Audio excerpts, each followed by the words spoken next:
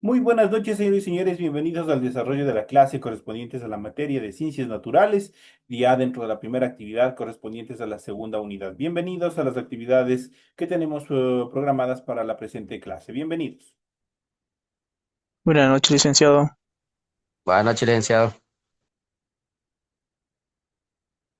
¿Cómo están, compañeritos? Muy Licenciado, buenas buenas noches. noches. ¿Cómo Buenas está? noches.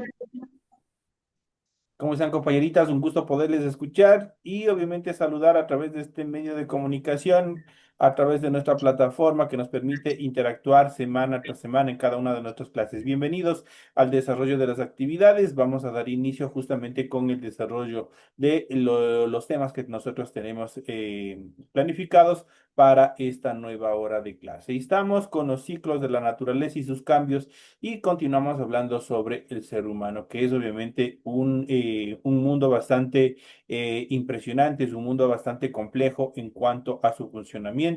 Dentro de estas características, nosotros habíamos venido viendo en clases anteriores, obviamente sobre diferentes componentes de origen orgánico y obviamente dentro de estas características hemos visto una serie de componentes como lípidos, habíamos visto algunos otros componentes más que obviamente sirven de energía para nuestro organismo, pero nosotros tenemos que tener un poco de cuidado, sobre todo con los sacáridos, los monosacáridos, los que son compuestos por azúcares. Y eso hay que tener bastante cuidado porque obviamente pueden también afectar a nuestra salud. Dentro de estas características que habíamos estado viendo de las estructuras alimentarias, vamos a ver justamente en este tema un tema bastante preocupante y que muchos de nosotros no lo hemos tomado muy o lo tomamos muy a la ligera. No son temas que nosotros no los abordamos o pasan por desapercibidos, son superficiales. Y justamente vamos a hablar sobre los desórdenes alimenticios. Eso afecta bastante a nuestra salud, afecta a nuestro normal desarrollo en cuanto a nuestras actividades. Es fundamental nosotros aprender a alimentarnos sana y equilibradamente. Nosotros tenemos en nuestro medio natural, tanto de flora y fauna, nosotros tenemos una serie de componentes, obviamente que son indispensables y son esencialmente buenos para el desarrollo de nuestro organismo, pero la sobrecarga, un alimento inadecuado, obviamente va a generar problemas dentro de nuestro organismo. Y justamente dentro de estas características nosotros vamos a hablar sobre los desórdenes alimenticios, cuáles son los desórdenes alimenticios y cómo nosotros podemos tratarlos, cómo nosotros podemos evitarlos, prevenirlos más que todo para no tener después situaciones complejas en las cuales obviamente se vean complicados nuestra salud y también determinados órganos. Como ya hemos mencionado, las biomoléculas que habíamos visto en clases anteriores son esenciales para el funcionamiento correcto del organismo. En consecuencia, es necesario incorporarlas a nuestro organismo mediante una alimentación que contenga las proporciones y cantidades suficientes para nuestro organismo, para nuestro cuerpo. Cuando esto no ocurre, hablamos de que una persona está sufriendo un desorden alimenticio. A continuación vamos a citar las causas y consecuencias de los principales desórdenes alimenticios o enfermedades alimenticias que nosotros podemos observar y que obviamente han ido apareciendo paulatinamente en el devenir de nuestra vida. El comer demasiado, el comer poco o tener determinadas alteraciones que también se relacionan con la parte psicológica, esto va a alterar el organismo, va a alterar obviamente el funcionamiento adecuado de todo y cada uno de los órganos y del sistema de órganos de nuestro cuerpo. Y en un determinado momento esto nos puede llevar a la muerte, al colapso de nuestros órganos. Entonces, las biomoléculas son esenciales y habíamos visto una gama de biomoléculas en las clases anteriores que obviamente tienen diferentes componentes que nos permite o que a nuestro cuerpo le permite obtener materia y obviamente a través de esta materia descomponerla y obtener energía mediante la cual nosotros podemos desarrollar nuestras actividades. Y dentro de esta primera consecuencia y causa que tenemos, la primera enfermedad de desorden alimenticia, vamos a hablar sobre la anorexia nerviosa. Esta enfermedad se caracteriza porque las personas que lo padecen no consumen la suficiente cantidad de alimento para mantener su organismo funcionando de manera apropiada. Así poco a poco van perdiendo peso, volviéndose débiles y en consecuencia perjudicando la salud. Además, la anorexia implica aspectos emocionales y psicológicos como la baja autoestima. Entonces, hay muchas personas y ustedes verán en nuestro devenir diario, hoy y hoy más que todo, por esta situación de la moda, por esta situación de la aceptación social, muchas personas, especialmente las mujeres, ¿qué es lo que hacen? Simplemente dejan de comer determinados alimentos y de esa manera buscan bajar de peso. Esa es la anorexia nerviosa. ¿Qué es lo que pasa cuando nuestro organismo deja de recibir determinados carbohidratos, determinadas azúcares? Empieza a tomar esa energía de nuestros músculos y empezamos a bajar de peso, empezamos a tener mareos, empezamos a tener una serie de trastornos en los cuales obviamente nos pueden llevar incluso a una muerte súbita, pues obviamente nuestro cuerpo al no tener las suficientes calorías, los suficientes carbohidratos, empieza a decaer y nuestro sistema inmunológico igual empieza a debilitarse y somos fácil presa de determinados microorganismos que van a generar infecciones en nuestro cuerpo ya de manera fácil. Obviamente porque nuestro organismo no tiene un sistema adecuado de protección que está relacionado con una dieta equilibrada y balanceada. Estas personas, las que padecen anorexia nerviosa, suelen ejercitarse excesivamente para quemar calorías, puesto que tienen una imagen distorsionada de sí mismas.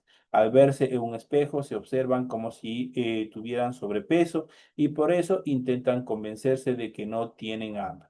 A veces toman gaseosas de dieta, las cuales evitan la absorción del calcio y por tanto debilitan los huesos. Y obviamente empezamos a tener una serie de problemas, especialmente de dentro de enfermedades óseas hasta obviamente una serie de enfermedades en las cuales obviamente puede devenir en diferentes problemas de nuestro sistema óseo, de nuestros huesos, empiezan a haber una serie de alteraciones obviamente dentro de estas estructuras. En cuanto a las consecuencias, la falta de alimento causa mareos, problemas cardíacos, baja en la presión arterial y desmayos. Si el problema persiste, el cabello y las uñas se vuelven muy frágiles. Además, el cabello se cae en grandes cantidades. Otros síntomas son la deshidratación y la aparición de lanugo, que es vello muy fino y abundante en la cara, brazos y espaldas. Las glándulas que obviamente tenemos en nuestro organismo empiezan a funcionar de una forma distorsionada. Es justamente porque empieza a aparecer justamente estos tipos de vello, obviamente en diferentes partes de nuestro cuerpo. En las mujeres puede ocurrir la desaparición del periodo menstrual. Cuando la persona que padece de este desorden es un adolescente, el resultado será el crecimiento interrumpido o retardo en el desarrollo. Entre las consecuencias psicológicas están la depresión, la falta de ánimo, la tristeza y también el cansancio. Entonces es bastante complicado, obviamente, cuando las personas padecen de este tipo de desórdenes alimenticios como es la anorexia nerviosa. Otra enfermedad y en contraposición a la anorexia es la bulimia. Se diferencia de la anorexia en que la persona que lo padece come, en este caso, vuelta en exceso, descontroladamente, aunque no tenga hambre. Luego desea deshacerse de las calorías, intentando eliminarlas mediante el vómito autoprovocado. Eso quiere decir que se inducen al vómito. Entonces, eso obviamente es parte de este tipo de características en función de la bulimia. Recordemos que al inducirse al vómito, en el vómito no solamente eliminamos el alimento que nosotros hemos ingerido, vamos a eliminar también otras sustancias que se encuentran en nuestro organismo, tales como los líquidos gástricos, determinadas componentes, obviamente que esto va a provocar que empiecen a generarse problemas gastrointestinales. En este sentido, también es un desorden más fácil de notar que la anorexia, ya que los trastornos de salud no son tan obvios, es decir, la persona tiene un peso normal, aunque sea bulímica. En cuanto a las consecuencias de esta enfermedad, los problemas serios, obviamente, en relación a esta enfermedad, de falta de electrolitos, pueden provocar arritmias cardíacas e incluso a la muerte.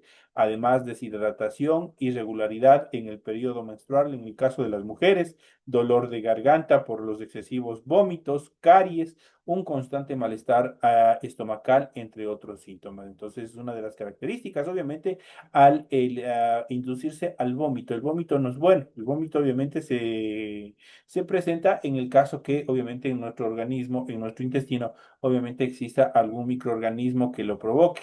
Pero eso obviamente va a ser esporádico, uno en un largo lapso de tiempo. Si esto es este vómito inducido es frecuente, es relativamente frecuente, los electrolitos obviamente también van a salir ahí. Vamos a tener la pérdida de determinados minerales que también van a generar justamente este problema de la arritmia cardíaca. Incluso les pueden dar un paro cardíaco e inmediatamente la muerte. La deshidratación, porque vuelvo y repito, en el vómito no solamente salen los alimentos, salen otros componentes más. Irregularidad en el periodo menstrual, pues en el caso de las mujeres las glándulas empiezan a funcionar de una forma anormal. Dolor de garganta, pues los líquidos gástricos obviamente van generando llagas, van generando una serie de problemas en cuanto a a las estructuras de nuestra garganta. Esto en cuanto a algunas de las consecuencias en este caso, de esta enfermedad que es alteración alimenticia, que es la bulimia. En cuanto a la obesidad, es otro problema. Es una enfermedad crónica en la cual la principal característica es el exceso de grasa corporal. Es causada principalmente por el consumo desmedido de nutrientes y la inactividad física. También existen otros motivos menos frecuentes como los desórdenes hormonales, factores genéticos y psicológicos que alteren la conducta alimenticia de una persona. En función de sus consecuencias, son varias. Por ejemplo, la susceptibilidad a contraer diabetes, colesterol elevado, hipertensión arterial, fatiga crónica y también depresión. Son algunas de las consecuencias, obviamente, causadas por la obesidad. En cuanto a la desnutrición, ocurre cuando el cuerpo no recibe los nutrientes necesarios. Las causas son ingerir una dieta inadecuada y no balanceada, ciertos problemas de digestión y de absorción de nutrientes y algunas enfermedades. Una persona puede considerarse desnutrida si le falta una sola vitamina. En este caso se estima como leve, pero hay otros casos en los cuales es tan severa que sus efectos son irreversibles, causan determinados problemas, deterioros musculares, deterioros óseos e inclusive la muerte. La desnutrición, obviamente en nuestro país y la mayoría de los países tercermundistas, obviamente una de las características fundamentales que de origen de la desnutrición justamente es la falta de programas o la inexistencia de programas sociales, obviamente en los cuales se trate de suplir por parte del Estado alimentación, especialmente a los niños que se encuentran, niños y jóvenes que se encuentran en procesos en los programas de educación. Entonces, ustedes verán el desayuno escolar, no es simplemente porque sí, sino justamente es para tratar de erradicar todo proceso de desnutrición. Recordemos que especialmente la parte fiscal, en las estructuras fiscales, la mayoría de los padres son de escasos recursos económicos. Muchos de los chicos, muchos de los niños no van consumiendo alimentos en su desayuno y esto genera problemas en cuanto a esas características de la desnutrición y esto también afecta a su rendimiento escolar. Entonces, en este sentido, las consecuencias de la desnutrición son más graves en los niños y en las niñas, quienes no se desarrollan de manera propia. Pueden adquirir discapacidades físicas y mentales e incluso llevarles a la muerte. La desnutrición, obviamente, igual les lleva a la muerte en relación a estas características de las enfermedades que, obviamente, por desórdenes alimenticios. ¿Cómo están interrelacionadas las diversas funciones corporales? Vamos a ver a continuación. El sistema neuroendocrino. el sistema neuroendocrino, y aquí vamos a ver, hay algunas glándulas de nuestro organismo, las cuales segregan determinadas sustancias. Entonces, estas permiten que nuestro organismo funcione de manera correcta. Y justamente vamos a ver el sistema neuroendocrino. Los seres vivos deben luchar por sobrevivir. Uno de los aspectos más importantes es la supervivencia, es el mantenimiento de un ambiente interno relativamente constante. En los organismos unicelulares, eso quiere decir que están constituidos por una sola célula, como los microorganismos, los cambios pequeños en el ambiente externo los hacen muy vulnerables. Los organismos, en este caso, por el contrario, pluricelulares, estos son grandes, quienes tienen mecanismo de defensa contra estos cambios y todos sus sistemas trabajan para mantener el equilibrio homeostático, eso quiere decir su relación, su intercambio con el medio ambiente. Los sistemas encargados de la integración y el control son justamente el sistema endocrino y el nervioso, así como el inmunológico, que en conjunto juegan un papel preponderante en el equilibrio y funcionamiento de nuestro organismo. Y justamente aquí tenemos estos tres que son importantes: el sistema endocrino, el sistema inmunológico y el sistema nervioso. Cuando hablamos del sistema de generación y control, antes de pensar que los sistemas endocrino y nervioso funcionaban de manera independiente, ahora se sabe que están muy íntimamente relacionados, al punto de considerarles como partes de un solo sistema. El neuroendocrino, este regula muchos procesos biológicos dentro del organismo, como el crecimiento, el desarrollo, el equilibrio de los fluidos, todo gracias a mensajeros químicos producidos por las glándulas endocrinas. Estos mensajeros se conocen como hormonas. Entonces ya sabemos que el sistema endocrino, que son las glándulas, segregan determinadas hormonas que permiten que nuestros órganos, que nuestros sistemas funcionen correctamente. Además, las señales del exterior son percibidas y procesadas por el sistema nervioso, el cual es capaz de reconocer situaciones de peligro o de bienestar y dar la respuesta correcta en el momento proporcionado o apropiado. Esto en cuanto a este tipo de estructuras. En cuanto al sistema endocrino, las glándulas endocrinas son grupos celulares que elaboran ciertos compuestos químicos especialmente para el cuerpo. Las hormonas animales, justamente se producen en sitios específicos del organismo. Se transportan por medio de la sangre y actúan en otros lugares. El sistema endocrino no posee canales propios para la movilización de las hormonas. Es por esto que utiliza la sangre como medio de transporte, la cual además es un medio muy adecuado, ya que al ser líquido permite que estas sustancias se disuelvan y transporten con mayor facilidad. El sistema endocrino está formado por las siguientes glándulas que tienen como única función la segregación de hormonas. Y esto obviamente ustedes tienen que tener mucho cuidado porque en la actualidad un trastorno, una alteración en cualquier tipo de estas glándulas y obviamente nuestro organismo va a generar determinados problemas, como es el caso, por ejemplo, de la glándula tiroides. Cuando existe una alteración, obviamente hay que tener mucho cuidado porque esto puede generar y o degenerarse en un cáncer. Entonces tienen que tener mucho cuidado y ahí el organismo ya empieza a tener determinados comportamientos diferentes.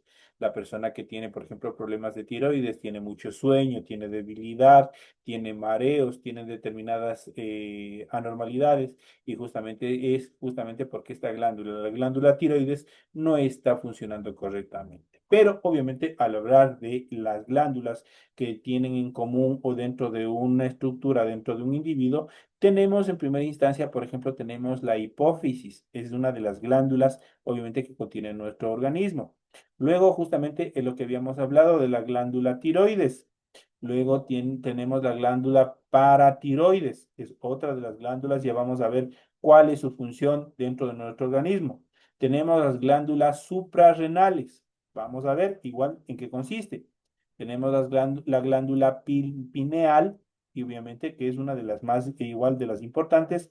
Además, Está compuesto por otros órganos que tienen células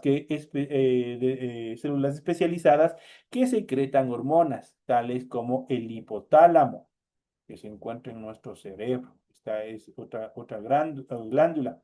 Tenemos la glándula de timo. Tenemos el páncreas. En el caso de las mujeres, tenemos los ovarios. Son otras glándulas que segregan determinadas sustancias para que funcionen correctamente el organismo o el aparato reproductor femenino. Tenemos en el caso de los varones, tenemos los testículos. En el caso general tenemos también los riñones, tenemos el estómago, tenemos el hígado. Si es que empieza a funcionar mal el hígado, nos fregamos. Tenemos el intestino delgado y por último tenemos el corazón y también tenemos la piel. Entonces, esos son glándulas, son estructuras, obviamente que cumplen un papel importante. Las más preocupantes, las más que tenemos que tener mucho ojo, son las glándulas, tanto la hipófisis, la tiroides, la paratiroides, la suprarrenal y la pineal. Obviamente no hay que descuidar también, no hay que menospreciar lo que es el hipotálamo, el timo, el páncreas, los ovarios, testículos, riñones, estómago, hígado, intestino delgado, corazón y piel. Ahora que está justamente de moda, que obviamente cualquier acción que obviamente provoque una alteración de las células se transforman en cancerígenas, que hay que tener mucho cuidado. Las hormonas, como se mencionó, las hormonas son sustancias químicas secretadas por células especializadas localizadas en glándulas y órganos específicos, cuyo fin es afectar el funcionamiento de otras células, también conocidas como células blanca o células diana. Las hormonas se pueden clasificar en los siguientes tipos. Tenemos, ustedes habrán escuchado en forma general, en forma de químico, pero nosotros tenemos justamente de acuerdo a la clasificación, tenemos los siguientes tipos de hormonas de acuerdo a la sustancia que segregan. Por ejemplo, tenemos los esteroides, como la progesterona y la testosterona. Entonces ya vamos a ver cómo funcionan. Tenemos el proteico o peptídica, justamente ese tipo de glándulas, obviamente, por ejemplo, la hormona del crecimiento y también la insulina, que evita obviamente que tengamos diabetes. Cuando funciona mal esta glándula, obviamente hay una alteración en cuanto a la producción de insulina, nosotros podemos devenir en este tipo de enfermedad. Los derivados de los aminoácidos, como la tiroxina, es otra de la clasificación en cuanto a las hormonas y su clasificación. Las hormonas funcionan en cantidades muy pequeñas. La regulación de las cantidades de hormonas que se producen y liberan en la sangre están controladas por un sistema de retroalimentación negativa, mediante el cual la hormona es capaz de regular su propia secreción. Es decir, si la concentración en la sangre de una determinada hormona es superior a lo necesario, se envía un mensaje al lugar de producción para suspender o disminuir la cantidad generada y liberada, y así mantener el equilibrio. De igual forma, si la concentración es menor o es innecesaria, el mensaje induce una mayor producción y liberación de la hormona en la sangre. De esa manera, obviamente, funcionan estas estructuras. Y aquí nosotros en el siguiente gráfico, nosotros podemos ver las diferentes glándulas y dónde se encuentran ubicadas, para que ustedes vayan, obviamente, y haciéndose una idea dónde están. Por ejemplo, la glándula pineal, donde se encuentra en la parte superior de nuestro cerebro, tenemos el hipotálamo en la base de nuestro cerebro, la hipófisis igual, tenemos la tiroides, justamente se encuentra en nuestra garganta, detrás de este hueso cartilaginoso que tenemos en la garganta. Tenemos la paratiroides, igual que está en la parte consiguiente en relación a la tiroides. Tenemos la siguiente glándula que es el timo. Tenemos las cápsulas suprarrenales que se encuentran obviamente en los riñones. Tenemos el páncreas. Tenemos el ovario en el caso de las mujeres y tenemos los testículos en el caso de los hombres. Eso obviamente dentro de las glándulas y obviamente el funcionamiento que éstas tienen en cada una de estas determinaciones. Y obviamente aquí en este gráfico ustedes pueden ubicarlas justamente donde se encuentran cada una de ellos. En cuanto al mecanismo de acción hormonal, las hormonas influyen en el funcionamiento de las células blanco gracias a la presencia de receptores específicos localizados en distintas estructuras celulares, tales como la membrana plasmática, que interactúa con hormonas con estructura proteica y también optan de carácter peptídica. Tenemos el citoplasma con hormonas esteroides.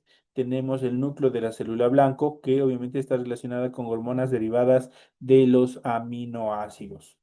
La siguiente tabla que ustedes van a ver a continuación muestra algunas de las hormonas producidas en cada glándula endocrina y su acción principal. Y es fundamental, obviamente, que conozcan todas estas estructuras, puesto que, ¿qué es lo que pasa? ¿Qué es lo que ocurre? Nosotros tenemos que tener una idea específica de cuál es el funcionamiento y la importancia que tiene cada una de estas glándulas de nuestro organismo.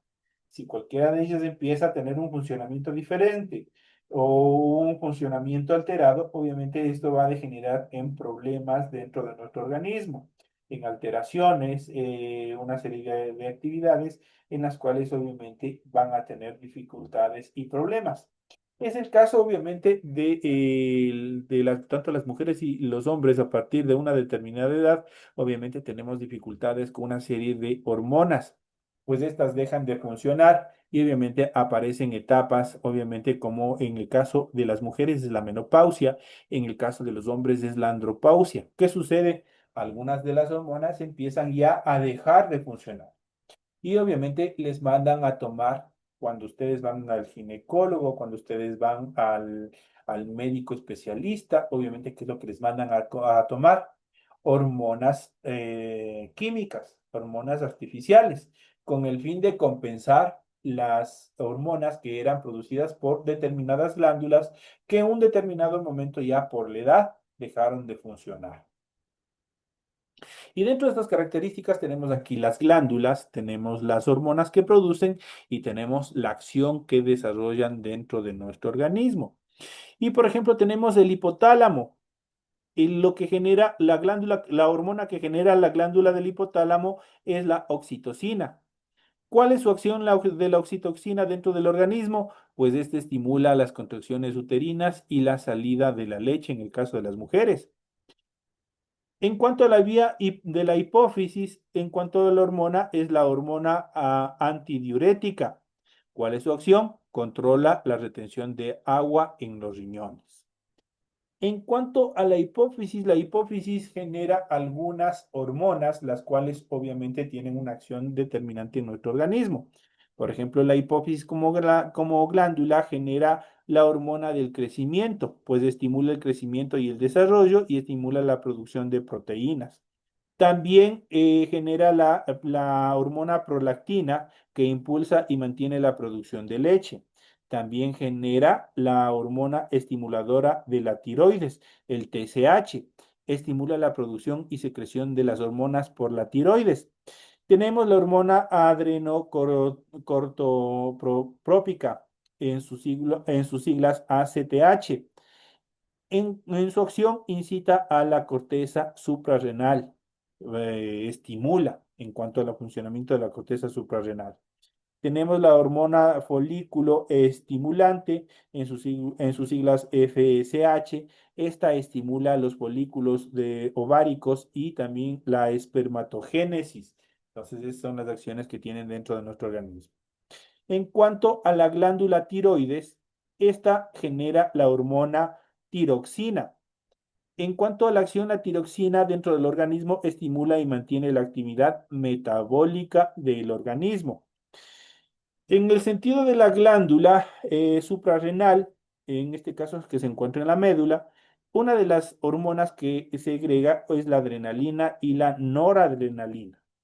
Ya sabemos cuál es la adrenalina, por ejemplo, cuando nos ponemos nerviosos, cuando tenemos un peligro latente, nuestro corazón empieza a latir a mil, ¿no es cierto?